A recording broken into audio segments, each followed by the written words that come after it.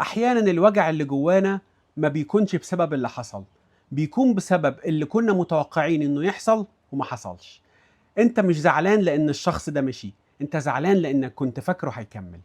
مش زعلان لأنهم رفضوك، أنت زعلان لأنك كنت متأكد من جواك إن هم هيوافقوا. مش زعلان لأن الحياة صعبة، أنت زعلان لأنك كنت متخيل إنها هتمشي بشكل مختلف. وأغلب خيبات الأمل في الحياة مش بتيجي بسبب الواقع، هي بتيجي من الفرق بين الواقع والتوقعات.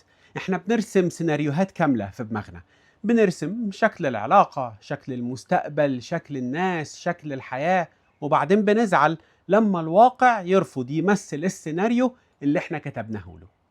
ودي من أصعب الدروس اللي بيتعلمها البني آدم، إن الحياة ما عليهاش التزام إنها تمشي حسب توقعاتك، ولا الناس عليهم التزام إن هي تكون النسخة اللي أنت رسمتها لهم في خيالك وفي دماغك. أحيانا المشكلة مش إن الحياة ظلمتك، المشكلة إنك كنت متعلق بصورة معينة رسمها ومرتبها في دماغك، أكتر من إن أنت تكون متعلق بالحقيقة نفسها. وأول خطوة للسلام النفسي إنك تتعلم تفرق بين اللي أنت بتتمناه وبين اللي موجود فعلا على أرض الواقع.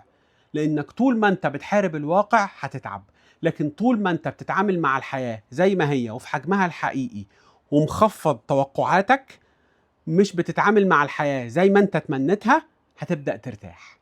يمكن أكبر سبب للألم مش الحاجات اللي فقدناها، بس أكبر سبب هي القصة اللي ألفناها في دماغنا وما حصلتش.